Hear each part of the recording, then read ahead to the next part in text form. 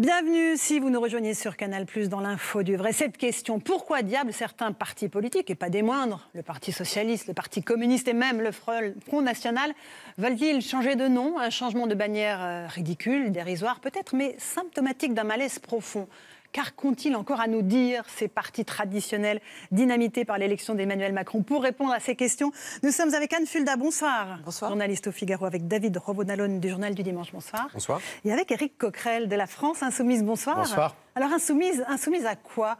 On peut tous être insoumis, mais ça ne fait pas forcément un parti, Éric Coquerel. Non, c'est vrai, d'ailleurs, on n'est pas un parti. Voilà, vous avez bien noté la différence. On est un mouvement qui est fortement inventé, puisqu'on est né pendant une campagne. Pour l'instant, on a une campagne qui s'est mise en mouvement avec un programme, une stratégie. Et donc, comme nous voulons essayer de rassembler des centaines de milliers, voire des millions de personnes, pour ce que nous appelons fédérer le peuple, c'est-à-dire dire que le peuple est la solution pour le pouvoir. Mais vous êtes des insoumis de gauche. Qu'est-ce que vous faites des insoumis de droite? On peut être insoumis disons à droite, que pour nous, la soumission, clairement, elle est adossée à un programme qui est par rapport à l'ordre dominant, par rapport au capitalisme financiarisé, par rapport à l'oligarchie financière. Voilà, nos adversaires sont très pointés, très précisés, et tout ça s'appuie sur un programme. Mais insoumis, c'est beau. Je trouve que dans toute l'histoire de France, les insoumis ont souvent été du bon côté, vous savez. Adversaire, ça veut dire que c'est un combat. Hein. Vous voyez la politique comme un combat. Hein. On est d'accord? Oui, bien sûr. David Rovodalone, c'est une opération de communication, c'est cette volonté de changer de nom pour certains partis? Ça dépend, il y a des degrés divers. C'est un grand classique du système partisan que de tenter de renaître de ses cendres électorales, parce que ça arrive bien souvent après une défaite ou du moins après une crise politique pour faire peau neuve. En réalité, ça recouvre bien souvent des changements cosmétiques. Ce n'est pas tout à fait le cas pour la France Insoumise, parce que je crois que on va en parler, ça va au-delà. Ce n'est pas le cas pour En Marche, mais en règle générale, dans l'histoire de France et des partis politiques, ça n'a été qu'un changement de façade. Alors oui, effectivement, Anne Fulda, c'est du marketing, on change l'emballage, on change le nom, mais le produit, il reste le même dans la boîte? Toute la question est de savoir si le produit d'appel reste le même, effectivement. Parce que très souvent, le problème, c'est que le nouveau parti implique un nouveau chef et donc une nouvelle ambition. Donc si c'est juste pour servir une nouvelle ambition, c'est pas grand-chose. Ça me fait penser à cette phrase que disait Devedjian quand à chaque fois on annonçait régulièrement un nouveau Chirac et il disait c'est comme le nouveau Chirac, c'est comme le Beaujolais nouveau, il y en a un chaque année. Et c'est ça, quoi. Il faut donc effectivement que ça soit pas uniquement cosmétique, mais un changement profond. Et c'est justement le symbole de cette crise des partis politiques, de cette crise des idées politiques, ces changements de nom éventuels? Oui, on a eu l'impression, enfin on voit bien d'ailleurs qu'au lendemain de l'élection d'Emmanuel Macron, ça a provoqué un véritable séisme politique qui a été créé.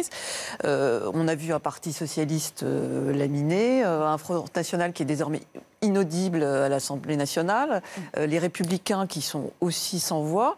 On voit bien que il n'y a que les Insoumis qu'on entend, c'est vrai, il faut reconnaître aujourd'hui. Mais c'est un changement de vocabulaire, effectivement. Pour les socialistes qui les gênent, c'est le mot socialiste. La droite, c'est le mot droite. Oui. Voilà. Alors à droite, ce qui est amusant, c'est que quand on observe depuis le lendemain de la guerre, à droite, le parti majoritaire a très souvent changé de nom. Et très souvent, c'est effectivement soit une nouvelle présidentielle, soit un nouveau leader. À gauche, en revanche, l'appellation du Parti socialiste, elle est restée. Et je pense que c'est visiblement beaucoup plus douloureux et un changement beaucoup plus fort et important que de renoncer à ce nom socialiste qui a beaucoup plus de sens, qui a un sens vraiment très, très fort. Éric Coquerel, le fait qu'il n'y ait pas le mot parti, évidemment, dans la France Insoumise, c'est justement pour signifier cela. C'est fini, les partis politiques, on les dégage? Non, c'est pas forcément fini, les partis politiques. Moi, je dirige un parti politique, donc on verra bien sur l'avenir.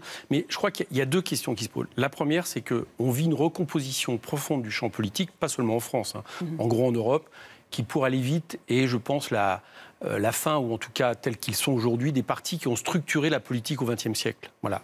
Et notamment à gauche. Tout simplement parce qu'on voit bien que dans les années avec 80, le grand affrontement entre la gauche et la droite, le capitalisme. La chute du mur de Berlin a changé, j'allais dire, les finalités de chacun des partis. Et en plus, pendant très longtemps, il y avait un schisme à gauche entre réformistes et révolution, mais il y avait quand même l'idée de transformer le système. Avec le social-libéralisme, la social-démocratie, c'est totalement adapté au système. Et du coup, elle est devenue inutile. Parce que dès lors que vous vous adaptez, que vous en devenez même un rouage, vous devenez inutile. Et aujourd'hui, ce à quoi nous assistons, du côté de la gauche, c'est que le Parti social-démocrate, qui longtemps a été, j'allais dire, ce sur quoi s'est solidifiée la gauche, c'était au pire, c'était le vote utile, quand même, en dernière instance, eh bien, s'effondre de par son utilité. Et ce qui s'est passé à cette élection présidentielle, c'est que pour la première fois, on a, pendant une élection présidentielle, une décomposition-recomposition en accéléré. Et c'est ce qu'illustre En Marche et France Insoumise. Alors justement, David Revaud-Dallon, c'est Emmanuel Macron, le grand jardinier, qui a redessiné le paysage politique après la présidentielle. C'est un peu lui accorder beaucoup trop d'honneur, je crois. Il a eu évidemment beaucoup de flair, beaucoup d'anticipation et de vision. Il a senti notamment que les deux grands partis de gouvernement, les Républicains et le Parti Socialiste, eh bien, étaient, comme le disait Éric Coquerel, un peu dépassés par l'évolution de la situation géopolitique. Ça va de la chute du mur à la mondialisation économique. Il ne l'a pas provoqué, mais il l'a vu venir. Quand même, il l'a vu venir, il en a bénéficié, mais l'effondrement du Parti Socialiste, c'est certes l'effondrement de la social-démocratie, mais c'est aussi l'addition du quinquennat de François Hollande. C'est ces 5 années qu'on fait payer les électeurs de gauche à la social-démocratie, au Parti Socialiste. Les Républicains, c'est un peu différent. On entend beaucoup ces jours-ci que finalement Emmanuel Macron, il n'aurait pas jamais été élu président si d'aventure François Fillon n'avait pas été percuté et si sa candidature n'avait pas explosé en vol à cause de son affaire. Donc oui, beaucoup de flair, beaucoup d'intuition, mais aussi, il faut le dire, beaucoup de chance, de la réussite, comme on dit en football. Vous savez, quand le ballon touche le poteau et rentre dans le but plutôt que de sortir. Alors, qui dit nouvelles appellations, dit nouvelles ambitions, évidemment, pour ces partis politiques qui se disent insoumis, En Marche, Debout ou Constructive. Doivent-ils seulement ravaler la façade ou alors changer complètement de logiciel pour retrouver leurs électeurs disparus? Reportage d'Antoine Magnan. Oublier les partis traditionnels. Aujourd'hui, on est insoumis, républicain, En Marche, Debout ou encore constructif. Derrière ce renouveau, un désamour, celui des Français. Dans un récent sondage, ils sont seulement 11% à avoir confiance dans leur formation politique. Face à cette catastrophe démocratique, d'une certaine manière, ce rejet de la politique qu'ont montré les Français depuis maintenant longtemps, soit vous disparaissez et vous faites harakiri et il n'y a plus de parti politique, ou bien alors vous faites semblant de ne pas être un parti et vous changez de nom. Dans le sillage d'En Marche, lancé en avril 2016 par Emmanuel Macron, j'ai décidé qu'on allait créer un mouvement politique. Un mouvement politique nouveau. C'est l'ensemble du paysage politique qui est bouleversé. C'est le cas avec les Insoumis de Jean-Luc Mélenchon, lancé pour sa campagne présidentielle. Les Républicains ont déjà leur frondeur, les constructifs. Bientôt renommés, ils pourraient devenir démocrates. On a dit les démocrates, ça serait joli. On a dit les nouveaux républicains. On a dit... mais on verra. Même le Front National devrait définitivement changer de nom dans les prochains mois. Et au Parti Socialiste, on se divise. Le 1er juillet, Benoît Hamon a créé le mouvement du 1er juillet. Je quitte un parti, mais ni le socialisme, ni les socialistes. D'autres proposent un très léger relooking. Quant au nom, je propose effectivement, dans le débat qui est ouvert, de faire en sorte qu'on change le nom Parti Socialiste en un nom plus simple, plus ouvert, les socialistes. Oubliez les références au parti. Désormais, la mode est à des expressions symboliques. Une des manières les plus simples, de certaine manière, de ne plus apparaître comme un parti, c'est d'enlever le mot parti. Et puis, c'est de trouver des qualificatifs, des substantifs, des mots qui n'appartiennent à un univers autre que celui du parti. Comme vous appelez les insoumis, vous êtes déjà dans presque de la philosophie, dans un comportement, dans une attitude éthique ou philosophique presque personnelle. Des expressions parfois génériques qui se multiplient. Une façon de cibler des électeurs de tous bords qui ne se retrouvent plus dans le traditionnel clivage gauche-droite. En tout cas, s'y retrouvera qui veut, en tout cas qui peut. Éric Coquerel, vous l'avez entendu, 11% seulement des Français font confiance à leurs appareils politiques. C'est bon pour les insoumis également? Ou vous êtes sûr que 100% de vos adhérents vous font confiance? Non, peut-être pas, mais ce que je constate surtout, c'est qu'on voit bien qu'il y a une différence dans ce qu'on est en train de regarder. C'est-à-dire qu'il y a ceux qui, quelque part, essayent coûte que coûte de sauver leur appareil, et on sent le marketing. Bon, le folle, on est la caricature, on passer du Parti Socialiste au lait socialiste. Bonjour la trouvaille. Bon, parce qu'ils sont perdus. Parce qu'en réalité, ce qui est interrogé ici, c'est l'utilité des partis politiques, mais même de la politique. On nous a dit pendant des années, les choses se décident ailleurs, c'est la mondialisation libérale, c'est l'Union européenne qui décide. Moi, je crois que c'est surtout ça qui doit être interrogé. Bon, et ce que ressentent aussi les Français, c'est autre chose, c'est le fait de vouloir être impliqué.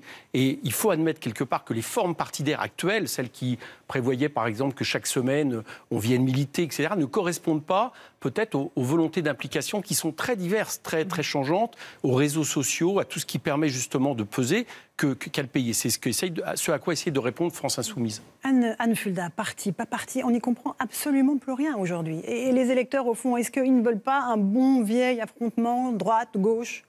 Je crois qu'ils ont un peu envie d'une détox partisane aujourd'hui. C'est vrai que quand on voit tous ces mouvements qui arrivent, d'abord on se retient rarement les noms.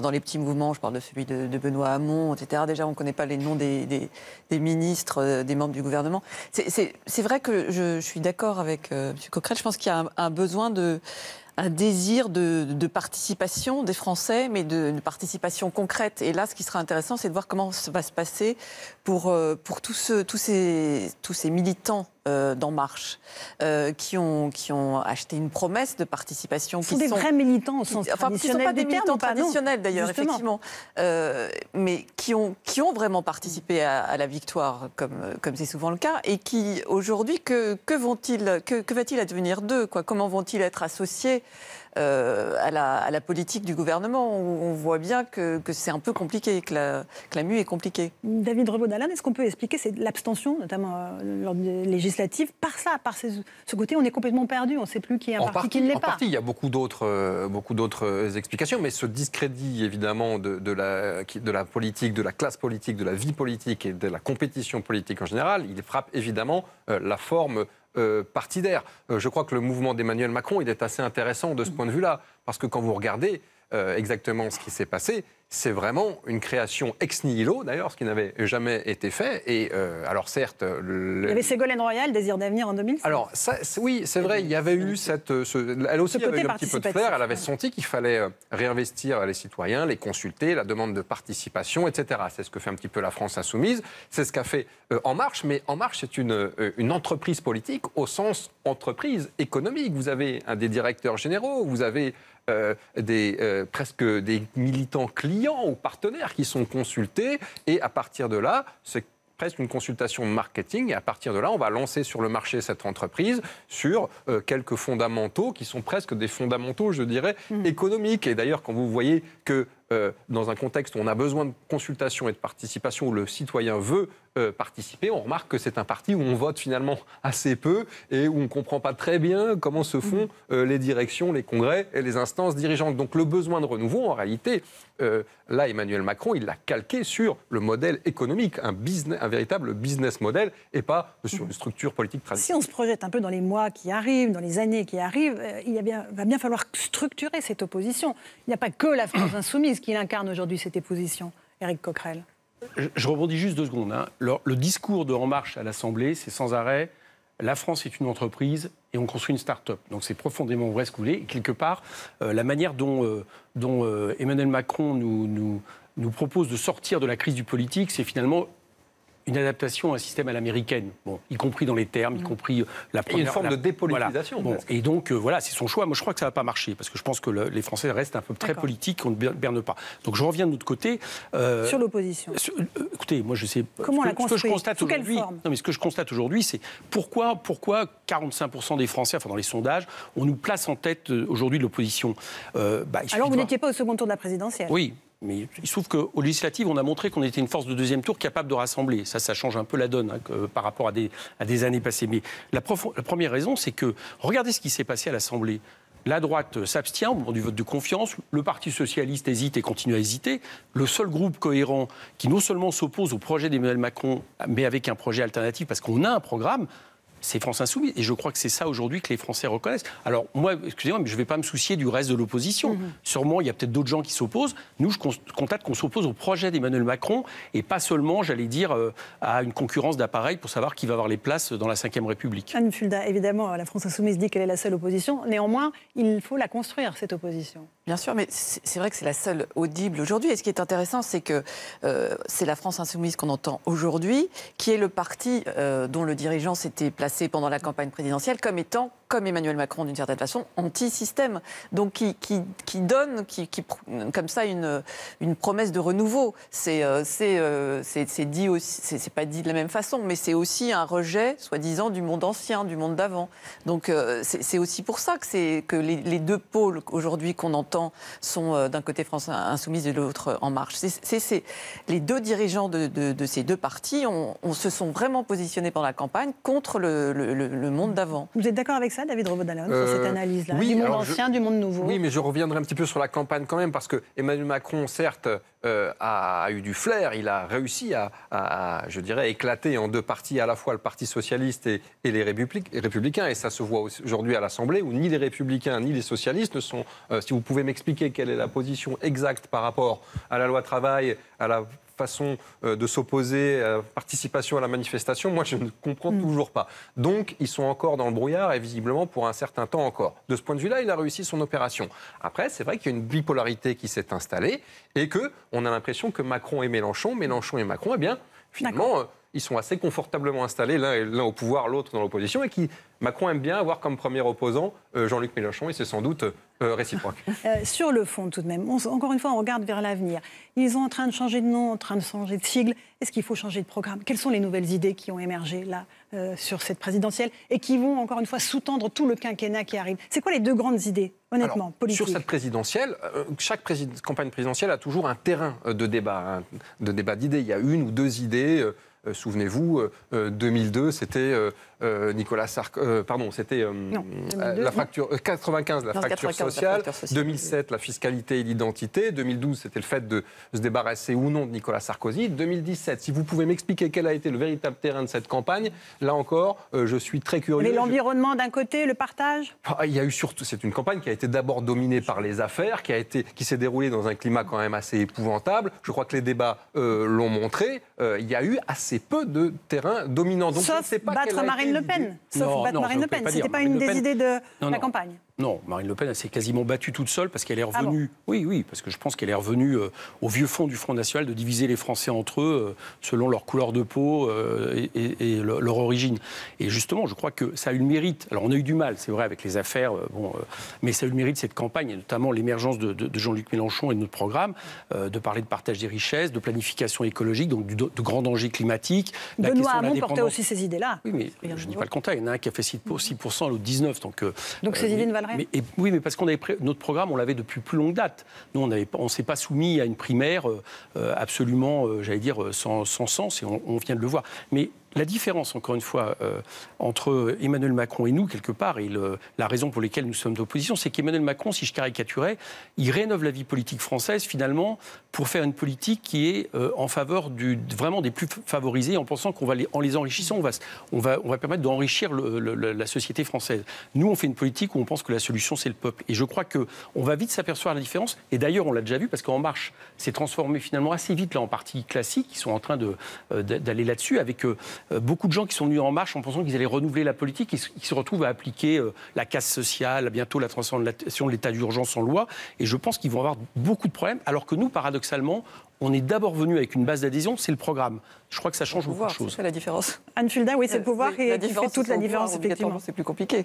Comment? Non, je disais, comme ils sont au pouvoir, c'est obligatoirement plus compliqué que d'être dans l'opposition. Oui, mais parce que aussi, je crois qu'on demandait Emmanuel Macron, et je suis d'accord, il a du flair. Mais si vous regardez ce que nous disons, moi mon parti, par exemple, a voté une résolution de congrès en début 2015 qui est exactement ce qu'on allait faire, un mouvement citoyen. Emmanuel Macron ne disait pas ça, il était au gouvernement sous Hollande. Par contre, il a du flair pour regarder ce qui se passe dans la société, voir que les gens ont envie de dégager ceux qui dirigeaient, ça il l'a compris, mais je crois que ça ne fait pas partie en réalité du fond de sa politique. Je pense que c'est une manière d'accéder au pouvoir et que c'est une des raisons pour lesquelles... Allez, on va parler maintenant de la droite, si vous voulez bien, Éric Coquerel. Elle n'a pas évidemment échappé au jeu de massacre de la présidentielle. Pour la première fois de la Ve République, elle a été éjectée dès le premier tour. Aujourd'hui, cette famille politique, elle est éparpillée façon puzzle, avec d'un côté ceux qui refusent l'alliance avec Emmanuel Macron et ceux qui participent au gouvernement et soutiennent sa politique. Ce sont les constructifs. Ils viennent de se réunir à Trouville. Mais pour décider quoi? Reportage de Julie Patin. Fiancés, mais pas encore mariés. photos de famille, des députés constructifs. Autour de la table, républicains, indépendants, centristes de l'UDI, réunis pour se choisir un avenir et surtout une identité. Il y a deux façons de faire de la politique. Rassembler, c'est ce qu'on essaye de faire. Se séparer, c'est rarement se renforcer. Pour ce qui nous concerne, on est en train d'arriver à rassembler. Vous voyez bien qu'il y a beaucoup de gens qui sont intéressés par ce rassemblement. Une trentaine de députés qui veulent peser davantage dans la vie politique. La réorganisation partisane, elle va avoir lieu d'ici la fin de l'année. Et c'est sur la base du groupe parlementaire, sur la base du travail des maires aussi localement, avec nos partenaires du centre que nous allons construire. Leur point commun, le rejet farouche de la nouvelle ligne des Républicains. Le discours est devenu dur et devenu souvent identitaire. J'ai constaté malheureusement qu'entre les tours de la présidentielle, certains considéraient que voter Marine Le Pen ou voter Emmanuel Macron, c'était la même chose. Eh bien, pour beaucoup d'entre nous, cela n'est pas acceptable. D'un côté, cette droite, trop à droite. De l'autre, le gouvernement d'Édouard Philippe. Et c'est dans cet espace que les constructifs comptent bien se développer. Ce qui fait finalement l'ADN de notre groupe Les Constructifs, c'est qu'on est en responsabilité et en proposition. Souvent on nous pose la question, est-ce que dans la majorité dans l'opposition, on est en responsabilité et en proposition? Responsabilité, ça veut dire qu'on accompagnera les réformes du gouvernement qui nous paraissent aller dans le bon sens. Et deuxièmement, on est en proposition. C'est-à-dire qu'on veut être à la pointe de l'innovation politique, être l'aiguillon pour le gouvernement, être en capacité d'enrichir le travail du gouvernement et de la majorité au service de nos idées et donc au service du pays. Une opposition au coup par coup. La plupart des constructifs se sont d'ailleurs abstenus lors du vote de confiance au gouvernement. Un numéro d'équilibriste qui leur permet difficilement de peser dans l'hémicycle. À l'Assemblée nationale, on l'a vu au mois de juillet, quand le gouvernement dit quelque chose, il y a une majorité qui lève la main et c'est terminé. Il ne faut pas expliquer ou raconter aux Français qu'on pèse. On veut avoir une vision positive, on veut apporter des idées pour la suite. Mais dans le temps qui vient et dans les mois et les années qui viennent, on est dans une opposition où on ne pèse rien, comme toute opposition d'ailleurs. Pour ces élus, certes, d'opposition, mais tout de même Macron compatible, quelle forme alors pour compter à l'avenir? Thierry Solaire défend la création rapide d'un parti politique. Le centriste Yves Gégaud imagine lui une structure un peu moins contraignante. Pour ce qui nous concerne, le modèle américain n'est pas inintéressant. Vous savez, le modèle américain, ce sont des structures différentes qui, au moment d'une élection, se regroupent sous un chapeau, derrière un leader, pour aller à l'élection présidentielle. Mais qui, dans le reste du temps, vivent leur propre vie. La question est loin d'être tranchée. Mouvement, parti, fédération. Chez les constructifs, c'est un peu à chacun sa version. Il y a un mouvement politique, un parti si vous préférez. C'est un instrument, c'est un outil qui est important, mais qui n'est pas la priorité. Il faut savoir penser au-delà de son propre mouvement politique. Premier test, les élections sénatoriales le 24 septembre. Une vingtaine de sénateurs pourraient rejoindre le groupe parlementaire des constructifs. Ce qui est frappant, Anne Fulda, c'est que le grand bouleversement, au fond, ce n'est pas vraiment ce clivage droite-gauche, c'est le fait qu'il y a eu ce coup de balai qui a emporté toutes les grandes voix à droite, Juppé jusqu'à Sarkozy à gauche, Mitterrand en passant par François Hollande, et qu'au fond, c'est la bagarre des héritiers. Chacun tente de récupérer un bout du royaume. C'est ça, aujourd'hui, la vraie scission. Oui, c'est ça. C'est vrai qu'on est devant une scène assez... alors, on critique souvent les leaders, mais là, on voit bien que la droite cherche un leader à qui se raccrocher. Donc, il y a eu aussi François Fillon qui a quand même été laminé. Donc, c'est vrai que ça fait du monde. C'est vrai que là, on voit, et c'est là le problème des partis, on voit que c'est à nouveau des ambitions qui vont s'affronter obligatoirement.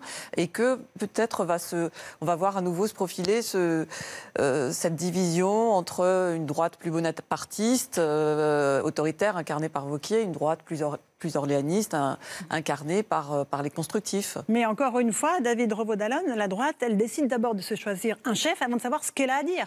C'est toujours dans ce sens-là. C'est un grand classique de la droite, c'est parfois même un classique à gauche également. Mais dans ce sens-là, effectivement, je crois que la défaite, elle est encore plus cruelle. Et donc l'état d'indécision, de brouillard dans lequel se trouvent les différents groupes de la droite, à commencer par les constructifs, Yves Gégaud vient de le dire lui-même dans votre reportage, je crois qu'il est dû à la certitude finalement que la droite allait gagner cette élection qui était imperdable pour le favori. C'était d'abord Nicolas Sarkozy, puis surtout Alain Juppé. En réalité, ça a été François Fillon et il n'en a rien été. Et je crois que voilà, il y a entre le Capitole et la roche tarpéienne, c'est extrêmement dur de rebondir évidemment. Et je crois que de ce point de vue-là, la droite va mettre, je le disais tout à l'heure, des mois à se réveiller, à se renouveler. Et puis en termes de ressources humaines, on l'a vu également, parce que c'est presque une question de RH, ce qui s'est passé à l'Assemblée nationale. On a quand même ce groupe pléthorique, majoritaire, plus de 300 députés En Marche, dont les 2/3 n'ont jamais été élus, du moins jamais été élus au niveau national. Et on voit que, alors certes, on nous vante ce qui est juste, le changement des visages, le renouvellement des pratiques, etc. Mais quand on voit ce qui s'est passé ces derniers jours avec une députée qui visiblement fait payer, des visites, qui fait payer les visites à l'Assemblée nationale, ou un autre député qui se rend visiblement coupable de violence. Bon, c'est quand même un petit peu, c'est quand même pas formidable en termes d'image et de visage du renouvellement. Éric Coquerel. Oui, mais le problème, c'est que quand vous comparez la politique et même le pays à une start-up, il ne faut pas vous étonner qu'à un moment donné, vous ne voyez plus du tout les frontières. Moi, j'observe qu'à l'Assemblée, quand même, au nom de cette fameuse loi sur la confiance en politique, qui a été une loi Rikiki, qui a juste visé vraiment visé très peu de choses et pas du tout modifié la question, il y a eu un amendement qui a été refusé jusqu'au bout, qui consistait à dire les missions de conseil ne sont pas autorisées, y compris pour ceux qui l'avaient créé avant d'être députés. Et pourquoi ? Parce que vous avez plusieurs dizaines de députés d'En Marche qui ont une société, donc ils voulaient continuer à le faire. Bon, donc il y a un mélange, c'est pas très étonnant, moi je crois. Pour revenir sur sur la droite. Oui, sur la droite. Les constructifs. Bon, bien sûr, il y a une lecture par rapport à l'homme providentiel, et notamment avec, pour nous, cette catastrophe qui est la Ve République, qui personnifie, qui assèche la démocratie, qui fait que progressivement, on n'a plus que les élections présidentielles dans lesquelles les Français se reconnaissent, qui, à mon avis, est un vrai problème pour la démocratie. Bon, il y a ça. Parce que la personnalisation, elle est complètement absente à la France Insoumise ? Non, c'est pas ce que je dis. Nous avons décidé, nous décidons de gagner les élections, de prendre le pouvoir par les élections. Donc, on ne connaît pas d'autre système. Oui. Bien sûr. C'est salutaire. D'accord, mais on le rappelle, puisque certains nous disent que nous sommes insurrectionnels aujourd'hui. Mais donc, à partir de là, on est obligé, quelque part, de jouer le jeu, la fonction de la figure tribunicienne. Mais je vous rappelle que notre candidat avait dit, et il l'aurait fait, que nous aurions convoqué une constituante pour passer à la 6e République et en finir donc, y compris avec son mandat de président de la République. Bon, je mets ça de côté. Mais je crois qu'on ne peut pas juste le voir comme ça, parce que sinon on ne comprendrait pas ce qui se passe également en Europe.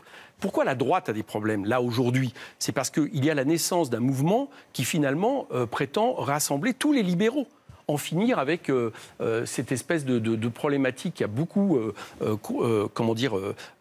joué sur la défiance des Français entre un parti socialiste et la droite qui finalement faisait à peu près la même politique. François Hollande a fait la politique de Nicolas Sarkozy, globalement. Et là, aujourd'hui, à partir où vous avez la naissance de ce mouvement, c'est clair que la droite se cherche.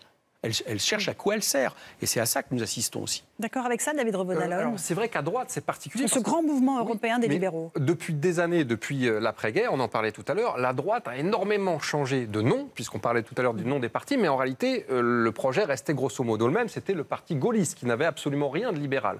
Alors, le seul véritable changement, c'est l'UMP, puisqu'il y a une fusion entre, effectivement, la famille centriste et gaulliste. Mais on voit qu'aujourd'hui, ce qui est en train de se passer, c'est que, surtout si M. Wauquiez, ce qui semble...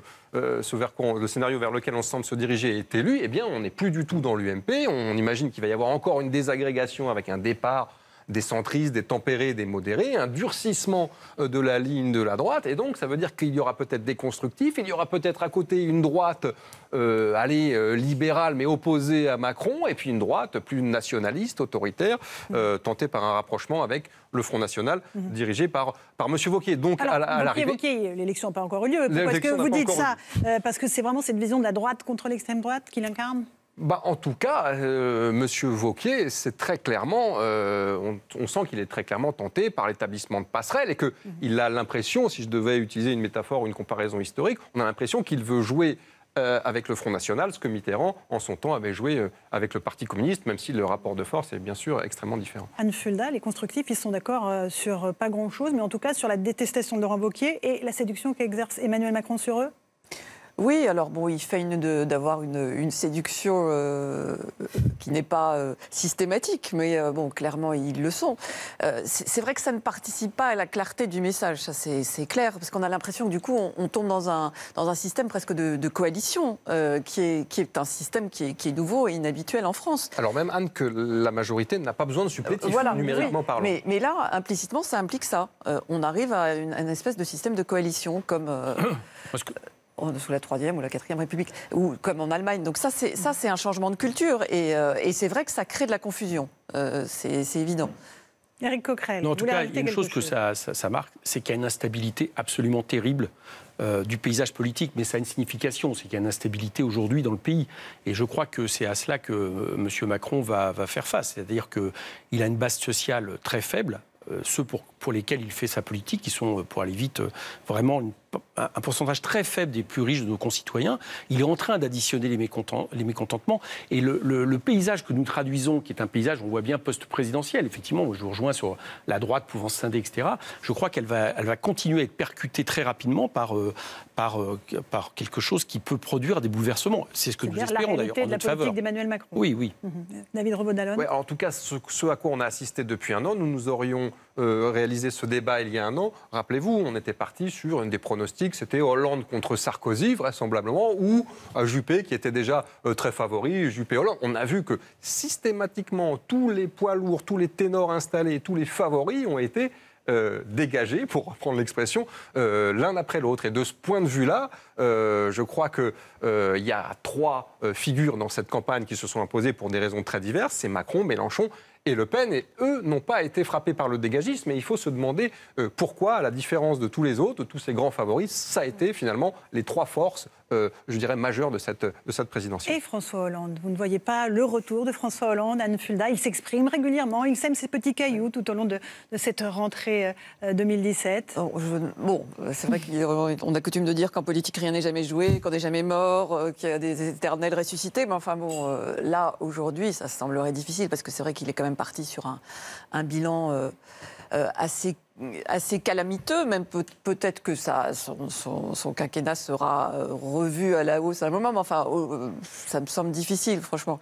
Mais c'est vrai qu'au Parti Socialiste, c'est la même chose, c'est que parce que malgré tout, même au Parti Socialiste, on a besoin aussi de leaders, et on se demande qui. Est-ce que Manuel Valls, peut-être un jour, effectivement, qui est quand même apparenté...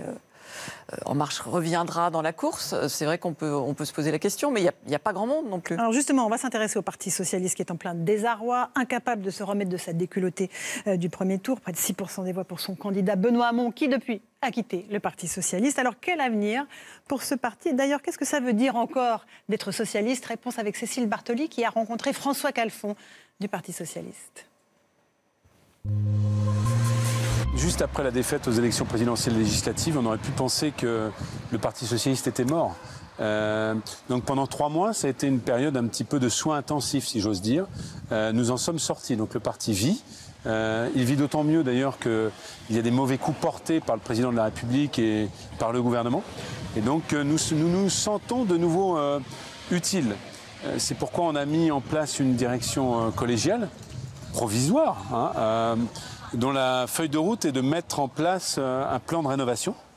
D'abord, en écoutant nos sympathisants sur la défaite, sur nos forces, nos faiblesses. Et puis en prévoyant assez rapidement, premier trimestre 2018, un congrès qui sera un congrès de rénovation. C'est-à-dire on garde ce qui est bon et on supprime ce qui ne fonctionnait pas. Pourquoi il est indispensable que le Parti socialiste ne disparaisse pas? Eh bien tout simplement, non pas parce que ça nous fait plaisir, parce que ça c'est une raison très limitée, mais parce qu'on pense vraiment que le Parti socialiste il est utile aux Français. Pourquoi il est utile aux Français? Parce qu'on ne peut pas simplement dire, eh bien voilà, la pensée socialiste, elle va se dissoudre dans la mondialisation, elle va se dissoudre dans la pensée d'entreprise. Ça s'appelle le social-libéralisme. Et ça nous a conduit là où nous sommes, c'est-à-dire qu'on s'est fait élire sur le refus de la finance, d'économie financiarisée. Et puis on a fait des cadeaux aux entreprises sans contrepartie. À la fin, les salariés, les gens qui avaient voté pour nous pour ça, ils sont partis. Et puis on ne peut pas considérer que la gauche, c'est simplement de contester. C'est bien de contester. de s'opposer. C'est bien de contester et de s'opposer, d'aller dans la rue et d'être en colère à la télévision. Mais en même temps, ça n'offre pas un chemin pour changer les choses au gouvernement. Ah, vous savez, la maison qui est derrière vous, là, moi je ne la vis pas comme une espèce de parti disciplinaire où il faudrait qu'on marche d'un seul pas. Ça n'existe pas, ça. Par contre, je la vis comme une maison commune, surtout pendant les difficultés. Dès lors qu'on se reconnaît comme ayant un lien affectif, amical, politique au Parti socialiste, il n'y a aucune raison de chasser ceux qui se reconnaissent dans cette maison commune.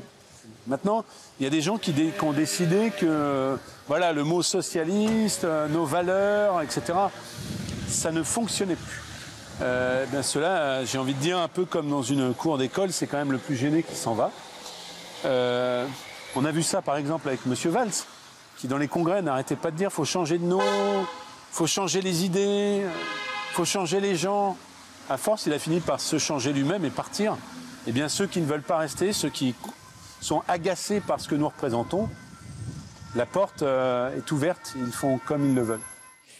David Rebaud-Dallon, oui, effectivement, il y a des propos peu amènes de François Calfon, ancien disciple de Dominique Strauss-Kahn, qui maintenant honnie le social-libéralisme. Mais c'est l'heure de la clarification ou pas au PS? Non. Sur la ligne politique. Alors, je ne crois pas du tout qu'il soit peu amène, c'est de bonne guerre, mais simplement, il faut quand même rappeler un certain nombre de choses. Les plus gênés s'en vont, je ne sais pas qui va rester au Parti socialiste, parce que ça fait déjà un paquet de gens assez gênés qui sont partis. L'ancien Premier ministre Manuel Valls, qui était le finaliste de la primaire, mais aussi le candidat du PS à la présidentielle, qui était encore, il y a 3 mois, en lice pour concourir pour les suffrages des électeurs, et qui est parti. Donc, qui va-t-il rester?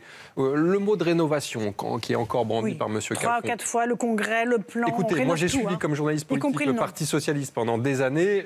J'ai l'impression de revoir l'énième remake d'une après-défaite où on remettait sur le métier les chantiers de la rénovation avec 4 chantiers thématiques, et au bout d'un an, tout ceci était fini et on se consacrait à l'essentiel, à savoir la désignation du candidat, puisque la fonction numéro 1 des partis, qui, je le rappelle, selon la Constitution, concourt à l'expression du suffrage universel, c'est quand même la sélection des candidats à toutes les élections. Donc à partir de là, je crois qu'il faut arrêter. Je crois que le PS n'est pas vraiment en état de se rénover au niveau des forces internes et du rapport de force politique. Je ne crois pas que cette direction collégiale va changer grand-chose ou va trouver le remède miracle pour permettre une rénovation. On parlait du nom du Parti socialiste, là encore, très intéressant. Oui. La droite a changé beaucoup. Il va rester au fronton de la maison socialiste ou il va disparaître lui aussi? Je crois que ce débat du changement de nom, là encore, je l'ai entendu depuis 20 ans, presque depuis le 21 avril 2002, depuis 15 ans. Donc là encore, ce serait purement cosmétique. Je crois que tout est à revoir, à commencer par la localisation, puisque je crois que les socialistes vont bientôt se séparer de leur siège. Anne Fulda, qu'est-ce qui tient encore debout dans la maison socialiste? Je ne sais pas, mais en tout cas, quand on entend ce type de discours, enfin, on comprend que c'est ça que les Français ont rejeté et ont sanctionné, c'est-à-dire une espèce de discours informes, de blabla, de mots convenus qu'on a entendus 15 fois, qui sont vides de sens et qui ne mènent à rien. Donc parfois, peut-être c'est bien de faire vœu de silence, de réfléchir, de se taire pendant quelque temps. Parce que faire une retraite, peut-être? Faire une retraite, peut-être, oui. Éric Coquerel, en colère à la télé, ça ne fait pas une politique de changement. Ça, c'est pour vous, pour la France Insoumise. Oui, j'ai compris. J'ai entendu aussi Martine Aubry récemment... après avoir pourtant eu des phrases bien senties sur la loi travail, se sentir obligé de dire ça. Mais écoutez, ça ne tient pas, quoi. Voilà, et je suis d'accord, ça ne tient pas, parce qu'on ne peut pas pendant 5 ans, enfin même plus, mais enfin 5 ans au pouvoir récemment, avoir fait une politique et soutenu une politique exactement l'inverse de ce pourquoi vous avez été élu. Les frondeurs ne l'ont pas vraiment soutenu. Hein. Non, mais d'accord, ils n'ont pas facilité la tâche du gouvernement. Mais Calfon parle du Parti socialiste. Et puis tout d'un coup, nous expliquer qu'il faut que le Parti socialiste continue à vivre parce qu'il incarne le socialisme, une résistance à la mondialisation. Les gens n'y croient pas, c'est pas ce qu'ils ont vécu. Donc moi je dirais, entre guillemets, le sort du Parti socialiste, je ne parle pas des militants, je ne parle pas des électeurs, m'intéresse vraiment moyennement. Pourquoi? Parce qu'on a souffert pendant des années que ce parti qui avait finalement rompu avec l'idée de changer les choses, de par le vote utile, de par le système de la Ve République, restait le môle autour duquel finalement il fallait voter pour battre la droite. On l'a plus, tant mieux, et ça nous permet de bâtir autre chose. Tous les socialistes qui veulent le faire avec nous sont bienvenus, et je suis réjoui que le 23 septembre, les insoumis que vous êtes devront bien se soumettre à une alliance négocier. Avec des partenaires à gauche pour créer un vrai pôle d'opposition. Mais aujourd'hui, avec là pour l'instant, ça c'est un deuxième. Aujourd'hui, on repart sur la question des partis politiques tout à l'heure. Nous ne pensons pas, on l'a fait avec le Front de gauche, moi j'en ai été un des chevilles ouvrières, le Front de gauche est mort d'avoir été seulement une addition de partis. Donc nous pensons que pour fédérer réellement le peuple, pour faire en sorte que des gens aient envie de revenir à la politique, il faut une recomposition dans la forme et le fond, et c'est ce que nous voulons faire. Tout le monde est bienvenu. Tout le monde est bienvenu. Non pas forcément tout de suite d'adhérer à France Insoumise. Les étiquettes. Non, oui, enfin non, moi j'ai pas déchiré la mienne, mais en tout cas tout le monde est bienvenu. Si on joue le jeu, si on essaye véritablement de bâtir quelque chose qui va se baser sur des assemblées citoyennes, sur l'action, sur le fait de se battre pour la 6e République, d'avoir ensemble un programme, enfin quelque chose qui permet à des gens, qu'ils soient d'un parti ou pas, de participer à tout ça. C'est quoi la base commune ?